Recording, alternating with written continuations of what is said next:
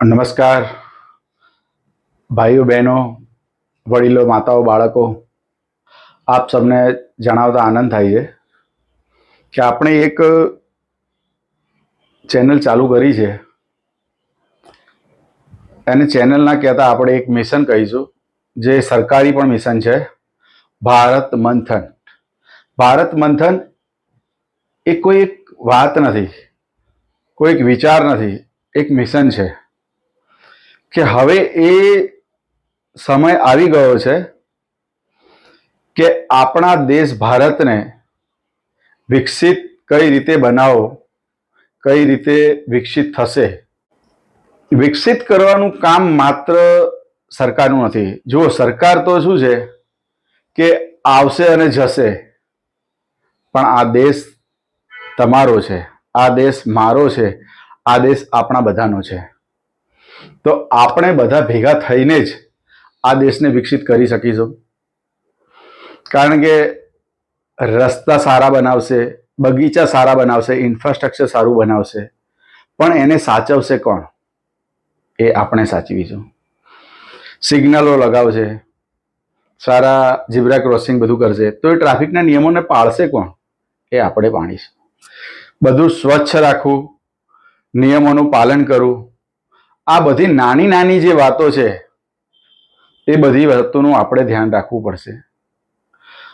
કદાચ તમને બધાને મનમાં એક વિચાર આવતો હશે કે આ બધા વિદેશમાં આટલો સારા સારા બધા ઇન્ફ્રાસ્ટ્રક્ચર, રોડ, રસ્તા અને બધું સારું છે, તો આપણો દેશ ભારત ક્યારે વિકાસ કરશે અને ક્યારે આ રીતે થશે?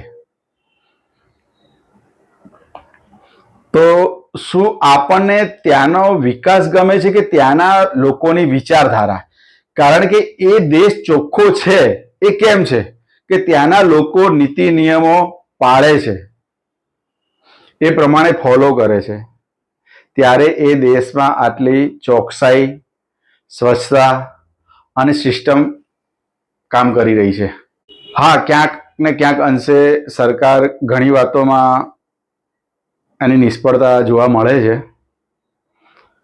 પણ જો આપણે હવે પ્રયત્ન કરીશું, સાથે મળીશું, તો આ બધી વાતોનો આપણે નિકાલ લાવી શકીએ છીએ.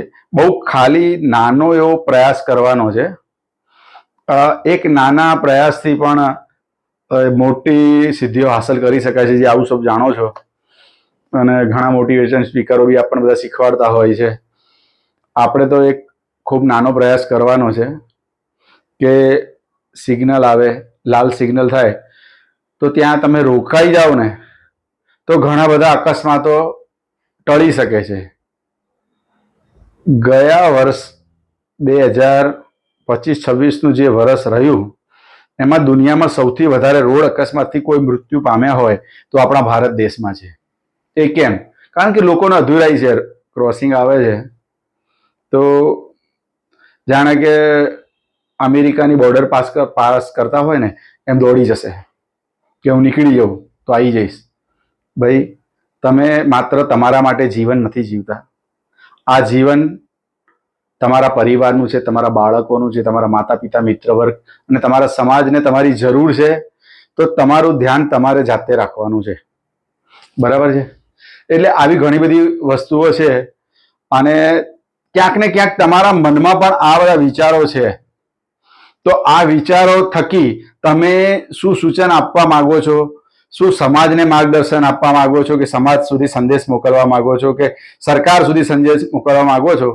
તો તે વિશે આપણે તમારી પાસે એ વિચારોનું મંતવ્ય લઈશું અને પબ્લિક સામે અને સરકાર સામે રજૂ કરીશું. તો હું આ ચેનલમાં નીચે તમારો નામ અને નંબર અને કયા વિસ્તારમાં તમે છો એ મોકલજો. તમારો સંપર્ક કરીને જ્યારે ત્યારે તમારા વિસ્તારમાં આવીશું તો તમારો પણ એક ઇન્ટરવ્યૂ લઈ અને આ સંદેશ આપણે આગળ પહોંચાડીશું. અને આ એક નાની શરૂઆત છે. આપણે જેમ આપણું ઘર ચોખ્ખું રાખીએ છીએ, જ્યાં ત્યાં થૂકતા નથી, જ્યાં ત્યાં કચરો નથી નાખતા, તો આ બધી નાની નાની બાબતો છે જે આપણે પાળવાની છે, જે આપણા જીવનમાં લાવવાની છે. બરાબર છે? આવી ઘણી બધી વાતો છે. અને તમારા દિલમાં પણ ઘણા બધા પ્રશ્નો અને ઘણી બધી વાતો છુપાયેલી છે, હું જાણું છું. કારણ કે આ કેટલાય સમયથી મારા હૃદયમાં વાત હતી કે ભલે એકલાથી ચાલતો રહીશ, ધીરે ધીરે આપણી સાથે જોડાશે લોકો અને એક આપણે મિશન બનાવીશું કે આપણા દેશને આપણે વિકસિત, સારું અને સુંદર કેવી રીતે બનાવી શકીએ તે માટેનો પ્રયાસ કરવાનો છે. બધાને ઘણાને હસવા જેવી વાત લાગશે કે આ એક વિચારથી શું થશે, પણ એક સારો વિચાર એક સારા કાર્યને સફળ કરવા માટે પૂરતો હોય છે. અને સારી વાતો અને સારા વિચારો આવવા એ પણ બહુ મોટી વાત છે. અને એને અમલમાં મૂકી અને એ આપણે સાબિત કરી બતાવીશું કે આપણી સાથે ધીરે ધીરે જો મોટો માનવ વર્ગ પણ આવશે, સરકાર પણ આવશે. કારણ કે 2047નું ભારત દેશને વિકસિત કરવાનું આજની સરકારનું આ મિશન છે. ઘણા મિત્રો સુરતમાં પણ ચલાવી રહ્યા છે ભારત મંથન, પણ એ લોકો પુસ્તકોમાં વાંચીને આપણે અનુભવ કેવી રીતે મેળવીશું, એટલે કોઈને કોઈ ક્યાંક ને ક્યાંક પ્રયત્ન કરી રહ્યું છે. તો શું આપણે પણ આપણી ફરજ નથી આવતી કે આપણે આ મિશનમાં જોડાઈએ અને આપણા વિચારો લોકો સુધી મોકલીએ? તો આપણે બધાએ ભેગા થઈ અને આપણે આ મિશન પાર પાડવાનું છે. નાની નાની વાતો છે, નાના બાળકોને નાનપણથી જ આપણે શીખવાડીશું કે નિયમો કઈ રીતે પાળવા જોઈએ. આપણે ઘણી જગ્યાએ તમે જોયું છે, પશ્ચિમ વિસ્તારમાં આપણા અમદાવાદમાં તો બહુ ઓછો પ્રશ્ન હોય છે ગટરો ઉભરાવાનો, પણ પૂર્વ વિસ્તારમાં આ સતત દર વર્ષે આખું વર્ષ ચાલુ હોય છે. એનું કારણ શું હોય છે, તમે ક્યારે વિચાર્યું છે? કારણ કે પ્લાસ્ટિકનો અતિ ઉપયોગ. લોકો જ્યાં ત્યાં પ્લાસ્ટિકો નાખી દેવા, બરાબર છે, અને એ પ્લાસ્ટિકો ગટરમાં જાય છે અને પ્લાસ્ટિકનો ક્યારેય નાશ થતો નથી. તો ક્યાંક ને ક્યાંક અટકી જાય છે અને આગળ પાણી જતું રોકાઈ જાય છે. ગટર પાણી જવા માટે અને હ્યુમન ડસ્ટને જવા માટેની એક વ્યવસ્થા છે. પરંતુ આવું પ્લાસ્ટિકના આજે તે કચરો, એઠવાડ આ બધું નાખીને એ ક્યાંક બ્લોક થઈ જાય છે, એના કારણે ઉભરાય. આવા ઘણી બધી વાતો છે.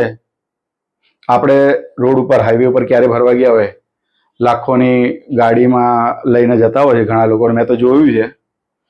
મોઘી મોઘી ગાડીઓ હોય, પાણી પી, બોટલ બહાર, નાસ્તો કરી, વેફર પડીકા નાસ્તો બધું ચવાણું બધું ખાઈ, પડીકા બહાર. હાઈવે ઉપર, બોર્ડર ઉપર છે ને બધે છે ક્યાંય સુધી છે ને પ્લાસ્ટિકની થેલીઓ ને બેગો પડી હોય છે. હું 3 દેશની વિઝિટ કરી આવેલો છું. ચાઇના છે, દુબઈ છે, થાઈલેન્ડ છે.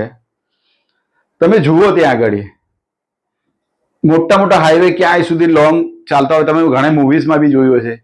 તો એ રોડના કિનારે સારા ફૂલો ઉગેલા હોય છે, એટલું સુંદર દ્રશ્ય હોય છે. આપણે મૂવીમાં ઘણી વખત જોયું હશે, રસ્તા બતાવતા હોય છે, કેટલા સુંદર અને ચોખ્ખા રસ્તા હોય છે. તો આપણે ત્યાં પણ એ કેમ ના થઈ શકે? તો આ બધી વસ્તુ આપણે શીખવાની છે. આપણે શીખવાની કંઈ નથી, આપણને બધાને ખબર છે. તમે અને હું બધું જાણો છો. આપણું સ્વાભિમાન અને આપણું છે ને પેલો અંદરનો હું મૂકીને આપણે આપણા દેશ માટે, આપણા માટે, આપણી એક ઓળખ માટે આપણે અમલમાં લાવવાનું છે. નાનો પ્રયાસ છે, બહુ મોટું કંઈ ફેરફાર કરવાનો નથી જીવનમાં. નાની નાની ટેવો એ આપણા દેશને વિકસિત બનાવવા માટે ખૂબ જ છે. આપણા દેશનો એક એવું રાજ્ય છે, આપણે બહુ દૂર જવાની જરૂર નથી. વિદેશમાં મિઝોરમ, તમે ક્યારે ત્યાં મુસાફરી કરો, ત્યાં પ્રવાસ કરવાનું આયોજન થાય તો ત્યાં જજો. જ્યાં વચ્ચે મિડલ પાટો દોરેલો હોય છે રોડમાં, 500 મીટર સુધી સિગ્નલ ઉપર લાઈન લાગે ને તો બધા લાઈનમાં ઊભા હોય. કોઈ પાટાને ક્રોસ કરીને સિગ્નલમાં આગળ જઈને ઊભા નથી રહેતા. એટલું નિયમ, સ્વચ્છતા અને એ બધું એ લોકો પાળે છે. કારણ કે એની બાજુમાં ચાઇના દેશ આવેલો છે કે જ્યાં એમને જોઈને એ લોકો શીખે છે કે આ રાજ્ય છે આપણું છે અને આપણે એને કઈ રીતે ચોખ્ખું રાખી શકીશું. પછી એવું બને કે શાંઘાઈમાં મેં મુસાફરી કરી છે, ત્યાં વિઝિટ લીધેલી છે. ત્યાંના ગાઈડે અમને કહેલું કે તમે 1990 છે ને શાંઘાઈ સિટી જોશો ને તો દુનિયાનું સૌથી ખરાબમાં ખરાબ ને ડર્ટીમાં ડર્ટી સિટી હતું. પણ આજે કઈ રીતે સુધરી ગયું એ? આજે દુનિયાનું 1 થી 5 નંબરના સ્વચ્છ અને સુંદર શહેરોમાં એનો નંબર છે. કેવી રીતે આવી ગયા? લોકોનું તો એમાં ફાળો રહ્યો જ, પણ સરકારે એમાં કડક પગલાં લીધા છે. સરકારે બહુ બધા આકરા દંડ નાખી દીધા છે કે કોઈ સિગ્નલ તોડે તો એને 5,000 દંડ, કોઈ હોર્ન વગાડે તો એને 2,000. આપણા ઇન્ડિયન રૂપીસની વાત છે. તો આવા આકરા દંડ ત્યાં નાખી અને પબ્લિકને સુધારવાનો પ્રયાસ કર્યો છે, અને પબ્લિકે એ દંડથી બચવા રહીને નિયમોનું પાલન કર્યું છે. અને વિદેશમાં પણ આ જ છે. તમે કે હું ક્યારેય વિદેશમાં ગયા છીએ તો આપણે ત્યાં જઈએ છીએ તો કેટલી ચોખ્ખાઈ રાખીએ છીએ, આપણે પોતે નિયમોનું પાલન કરીએ, ઝીબ્રા ક્રોસ કરીએ, ઝીબ્રા ઉપરથી સિગ્નલ ઉપર ઊભા રહીએ. તો આ બધું કેમ ત્યાં આગળ ને આપણા દેશમાં કેમ નહીં? આ તો આપણો દેશ છે, તો આપણા દેશમાં આવું કેમ ના કરીએ? લોકો જ્યાં ત્યાં થૂકશે નહીં ત્યાં આગળ વિદેશમાં. અને મેં અહીંયા જોયું છે કે અમે સાથે ગયા હોય વિદેશમાં, પાછા અહીંયા આગળ આ એરપોર્ટ ઉપર ઉતર્યા છીએ આપણે, અને સીધો પાનનો મસાલો ખાઈને પહેલા ત્યાં જ પિચકારી. ભાઈ, આપણા દેશને ગંદો કરવાનો, બીજા પારકા દેશને ચોખ્ખું રાખવાનું, આવું તો ક્યાંથી? આપણે ઘરમાં ગંદકી કરીએ છીએ આપણે ક્યારે? તો આપણો દેશ છે, આપણો પરિવાર છે, આપણું આંગણું છે. દરેક વ્યક્તિ પોતાનું આંગણું અને પોતાનો ચોક ને પોતાનું ઘર ચોખ્ખું રાખે ને તો આખો દેશ સાફ થઈ જાય. એટલે આપણે આ વાતને લઈને એક મિશન ચાલુ કર્યું છે, ભારત મંથન. વિચારોની એક પરિભાષા અને વિચારોનું મંથન, તમારા વિચારો, મારા વિચારો, જેથી આપણે કઈ રીતે શું શું નાના નાના સુધારા છે જે લાવી શકીએ, અને આપણા દેશને કઈ રીતે આપણે વિકસિત થવામાં આપણે ફાળો આપી શકીએ, અને બીજાને પણ આપણે કહીએ કે તમે પણ આ વસ્તુને ફોલો કરો, આ વસ્તુને અનુસરો, આ તમારા જીવનમાં બદલાવ લાવો. તો આ વિચારો તમારા અને મારા અને આ બધાના ભેગા મળીને આપણે આપણા પરિવાર, સમાજ અને આપણા સિટીને, આપણા રાજ્યને, આપણા દેશને આ એક મેસેજ આપવા માટેનું એક સારું કાર્ય આરંભ કર્યું છે. અને હું આશા રાખું છું કે તમે બધા પણ મારી સાથે જોડાશો અને આપણે આ વસ્તુને ખૂબ જ દ્રઢતાપૂર્વક જીવનમાં ઉતારવાની છે અને એને ફોલો કરવાનું છે. આપણા દેશને 2047ની રાહ નથી જોવડાવવાની, આપણે એ પહેલા જ આ દેશને વિકસિત કરી દેવાનું છે. અને મને એના માટે તમારા બધાનો સાથ જોઈએ, અને હું આશા રાખું છું કે તમે મારી સાથે રહેશો. આપણે આપણા દેશને સારું અને સુંદર કરવા માટે, સુંદર રાખવા માટે બહુ મોટું આપણે અથાગ પ્રયત્ન કરવાના નથી. આપણા જીવનમાં જે કંઈ પણ આપણે કરી રહ્યા છીએ એમાં થોડા થોડા ફેરફારો કરીને આપણે આ દેશને વધુ સુંદર બનાવીશું. એમાં સરકાર, આપણે ઈચ્છતા નથી કે સરકાર આપણી ઉપર આકરા પગલાં લે. આપણે એ પહેલા જ આપણી જાતને થોડીક કેળવીશું. ઘણા લોકો મિત્રો હેલ્મેટ નથી પહેરતા, તો કોના માટે? દંડથી બચવા માટે હેલ્મેટ પહેરતા હોય તમે તો ના પહેરશો. હું 2 વખત બચી ચૂક્યો છું. મારા ત્યાં કામ કરતો વ્યક્તિ એકવાર બચી ગયો છે હેલ્મેટથી. હેલ્મેટ તૂટી ગયું, પોતાનું માથું બચી ગયું. એટલે આ બધું કોના માટે છે? શું એ ભાઈએ ખાલી હેલ્મેટ સરકારને દંડ નહીં ભરવા માટે પહેરેલું? ના, એ એના પરિવારનો એક જ કમાતો વ્યક્તિ હતો, કોઈનો માતા, કોઈનો દીકરો, કોઈનો ભાઈ હતો, જે પોતાની રક્ષા એ પરિવાર માટે કરવા માટે એ હેલ્મેટ પહેરે. તો આ બધી નાની નાની બાબતો છે, બરાબર છે? તો આપણે આ બધી ઘણી બધી વસ્તુઓ છે. ઘણા લોકોને કામ ધંધો મળતો નથી, અને આ બહુ અગત્યની વાત છે. આમાં જરા ધ્યાન આપજો તમે બધા. અને મોટા મોટા કોન્ટ્રાક્ટરનો કોન્ટ્રાક્ટ મળે છે, પુલ બનાવવાના, બ્રિજો બનાવે છે, રોડ રસ્તા બનાવવાનું. તો આ તમે એક નસીબદાર વ્યક્તિ છો કે ઈશ્વરે તમને એક સારું કાર્ય કરવા માટે તમને આ કામ સરકાર પાસેથી અપાયું છે. તો એ કામ તમે સારું કેમ ના કરો? કે તમારા દીકરાના દીકરા બીજી ત્રીજી પેઢીએ એમ કે આ બ્રિજ મારા દાદાએ બનાવ્યો હતો, બરાબર? તો આવું સારું કાર્ય કેમ ના કરે? બસ પૈસા કોણ સાથે લઈ ગયું? કોઈ એક વ્યક્તિ છે, બહુ મહેનત કરી અને છોકરો હપ્તે હપ્તે નવો સારો ફોન લાવ્યો 25-30 હજાર રૂપિયાનો, અને એક મોબાઈલ ચોરવાવાળો વ્યક્તિ ચોરીને લઈ ગયો અને 3-4 હજાર રૂપિયામાં વેચી દેશે, બરાબર? એ વાપરવા લઈ ગયો તો બરાબર કે એને જરૂરિયાત છે, એવું કામ કરે છે, એ લઈ ગયો, સમજ્યા, ચલો એનું કામ થયું. પણ એ વ્યક્તિ ચોરીને 2-3 હજાર રૂપિયામાં વેચી દેશે તો એનું શું ચાલુ થઈ ગયું?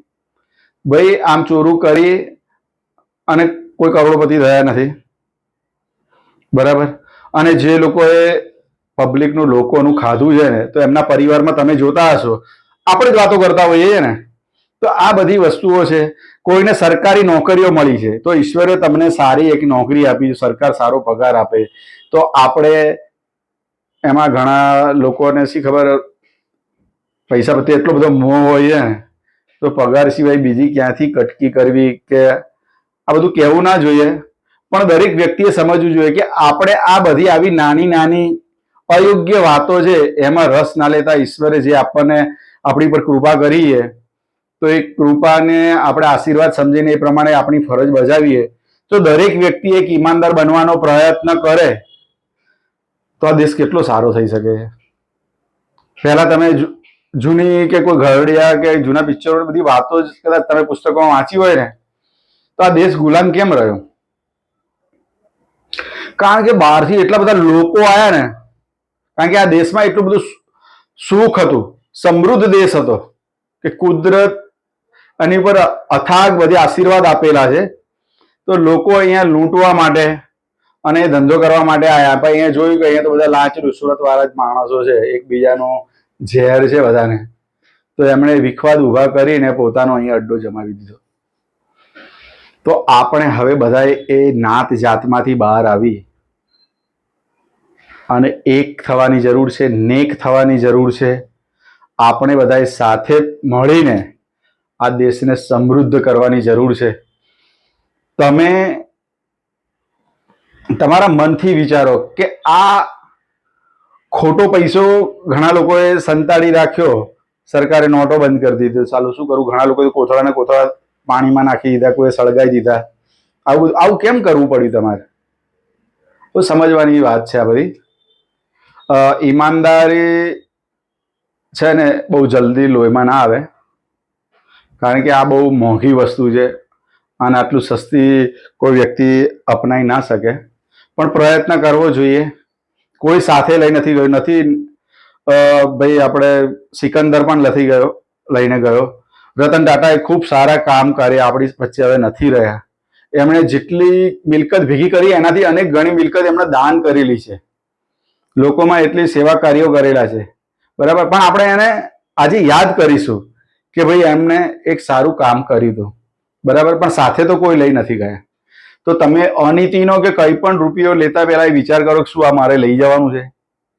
ઘણા લોકોને તમે જોયું છે કે આ રીતના આડોશ પાડોશ કે કોઈ તો ઘરમાં બીમારી જ ચાલતી હોય, રોજની 25-30 ગોળીઓ જ ગળતા હોય, દવાઓ. એટલે આ બધું કરવાની ક્યાં જરૂર છે? ઈશ્વરની કૃપા તમારી ઉપર છે તો એવું કાર્ય કરો. એટલે આપણે લાંચ રૂશ્વત લેવી દેવી આ બધી ખોટી કાર્યોમાંથી બહાર આવીએ, રોડ રસ્તા સુધારીએ, સારી ટેવો કરીએ, પ્લાસ્ટિકનો બને એટલો ઉપયોગ ઓછો કરીએ. ચાઇના આજે એટલો શું કામ આગળ છે? કારણ કે એ વિચારવા જેવી વસ્તુ છે. ત્યાં આગળ સરકાર કેમ થાય? આપણે સરકાર કહીને થાકી કે પ્લાસ્ટિક છે ને બેન્ડ કરો, બંધ કરો, બંધ કરો. બને તો કપડાની થેલી લઈ જાઓ. ભાઈ કપડાની થેલીમાં લઈ જવામાં શરમ છે નહીં. આપણી પાસે એક નાની ગાડીમાં મૂકી રાખ્યું, કઈ વસ્તુ લેવા જવાની એની અંદર લઈ લીધું અને દુકાનેથી પેલા ભાઈને એવી કહેવાનું કે કાગળની બેગમાં જ આપ ભાઈ મને. આ ધીરે ધીરે આ બધી વસ્તુઓ આપણે ટેવમાં લાવીશું ને તો ઘણો બધો સુધારો આવશે. આ કોઈ એક વ્યક્તિથી નહીં થાય, ના મારા પ્રયત્નથી થશે, ના કોઈ એક બીજાના પ્રયત્નથી. અમે 5-10 જણા ભેગા થશું તો નહીં થાય. આ બધા આપણે ધીરે ધીરે સાથે મળીને આ ટેવને સુધારો લાવીશું ને તો આ થશે. બહુ નાનું એક ઉદાહરણ છે. હમણાં જ જેમ મેં મિઝોરમની વાત કરી એવી રીતે એક મારી સાસરી છે ભાભર ગામ, ત્યાં હમણાં જ ત્યાંના યુવાન મિત્રો એક મિશન ચાલુ કર્યું. બોલો, દુકાને આખી સિટીમાં બજારમાં ઊભા બજારે બધાની જોડે પોતે જાતે રોઈને રસ્તા સાફ કર્યા અને દુકાનવાળાને ચોક્કસ કીધું કે આ આપણું નાનું શહેર છે, નાનું ગામ છે, એને આપણે ચોખ્ખું રાખવાનું છે. તો હવે પછી કોઈ પણ વ્યક્તિ બહાર કચરો ના નાખે, એની જવાબદારી તમારી, તમારે ધ્યાન રાખવાનું. તો આજે એ વાતને અઠવાડિયું થઈ ગયું. ખરેખર એટલું ચોખ્ખું લાગે છે ને. મેં તો ત્યાં એ મિત્ર સાથે વાત કરી કે ખરેખર આપણે આ તમે જે મિશન કર્યું છે ને એને હું પણ વિચારી રહ્યો છું કે આ તમે આજે નાના ગામથી શરૂઆત કરી છે, એ મારે દેશ સુધી લઈ જવી છે, દરેક શહેર સુધી લઈ જવી છે, દરેક વ્યક્તિ સુધી લઈ જવી છે. આપણે આ રોડ રસ્તા અને બધું જ છે ને ખૂબ સારી રીતે લોકો સારું સ્વચ્છતામાં રહે. સ્વચ્છતામાં પ્રભુતા છે, ગંદકી ઓછી હશે તો ત્યાં આગળ બીમારી ઓછી થશે. આ બધી વસ્તુઓ બહુ જ માયને રાખે છે. ભાઈ ઘણા લોકોને પેલો મસાલો ખાવામાં બહુ મજા આવે છે. આપણે કોઈને ના નથી પાડતા. જિંદગી એમની છે, એમને નક્કી કરવાનું છે કે એમને ખાવું કે નહીં. બધાને એમ થાય કશું ના થાય, હું 20 વર્ષથી મસાલો ખાઉં છું ભાઈ. પણ એની સાથે જ એક ભાઈ હતો જે 20 વર્ષથી નહીં, 5 વર્ષથી કે 10 વર્ષથી ખાતો હતો. એને આટલું બધું ચીરાવવું પડ્યું. એ જોશે તો પણ એ શીખશે નહીં એનાથી કે મને તો કંઈ થવાનું નહીં. કારણ કે બધા છે ને, બધાને એમ જ છે કે આપણે અમર છીએ અને આપણે અંદર છે ને બહુ બધી શક્તિઓ ભરેલી છે, આપણને કંઈ થવાનું નથી. પણ જ્યારે ભાઈ થાય છે ને, અને ડોક્ટર જ્યારે બિલ આપે છે ને, ત્યારે ખબર પડે છે કે આપણા સ્વાસ્થ્યની કિંમત શું છે. એક પરિવારમાંથી એક કોઈ ભાઈ, દીકરો, બેન, એનો ભાઈ કે કોઈ પત્ની એનો પતિ, કોઈ દીકરો એનો પિતા, કોઈ માતા પિતા એનો બાળક, એ જ્યારે ખોઈ બેસે છે કે ક્યાં પછી આવી ગંભીર બીમારીમાં જ્યારે પડે છે ને, ત્યારે આખો પરિવાર એની પાછળ લાગેલો હોય છે. તો એવા કોઈ પરિવારને તમે જોજો. હું કોઈને ના નથી પાડતો ભાઈ, તમારા શોખની વાત છે, પણ ગંદકી પેટમાં નાખવાની. તમે આટલી સરસ મજાની 5 લાખની 10 લાખની ગાડી લો, પેટ્રોલની ગાડી હોય તો તમે ડીઝલ નાખો છો ભાઈ? ડીઝલની ગાડી હોય પેટ્રોલ નખાવો છો? બંનેથી ગાડી તો ચાલે જ છે, પણ એ નથી નખાવતો. ઈશ્વરે જયારે અમૂલ્ય શરીર આપ્યું છે તો આપણે એમાં ગંદકી શું કામ નાખવી? આ બધી વસ્તુઓ ન લેવા જેવી છે. એ તમે એને ગણો કે તમે રોજ કેટલા રૂપિયાના મસાલા કે પેલી પાન પડીકી જે બધી ઘણી બધી આવે છે. મને તો કોઈ સારી ટેવ નથી. બીડી, તમાકુ, સિગરેટ, ચા, કોફી, દારૂ, કોઈ જ સારી ટેવ નહીં. સારી એટલા માટે કહું કે ઘણા બધા લોકો કરે છે એટલે એને સારી જ કહેવાય ને, કારણ કે એ બધા લોકો કરે છે, સારું હશે તો જ કરતા હશે ને. મને એવી કોઈ સારી ટેવ નથી. એટલે આપણે આપણા શરીરનું પણ ધ્યાન રાખવાનું છે, કારણ કે તમે માત્ર તમારા પરિવારની નહીં પણ રાષ્ટ્રની પણ સંપત્તિ છો. ક્યાંક ને ક્યાંક એ ફેરો છે. બને ત્યાં સુધી આપણે સરકારી ટ્રાન્સપોર્ટનો ઉપયોગ કરવો જોઈએ. કારણ કે આપણે દેશ સેવા માટે બોર્ડર ઉપર જઈ નથી શકતા કે યુદ્ધ લડી નથી શકતા. કોઈને જેને જવું છે એને પાસ નથી થતા. જે ઘણાને નથી જવું પણ મનમાં વિચાર આવે, સશક્ત નથી. તો દેશ સેવા કરવાના ઘણા બધા રસ્તા છે. આપણે પેટ્રોલ ડીઝલ આપણે ત્યાં ઉત્પન્ન થતું નથી, એટલે પેટ્રોલિયમ આયાત કરવું પડે છે.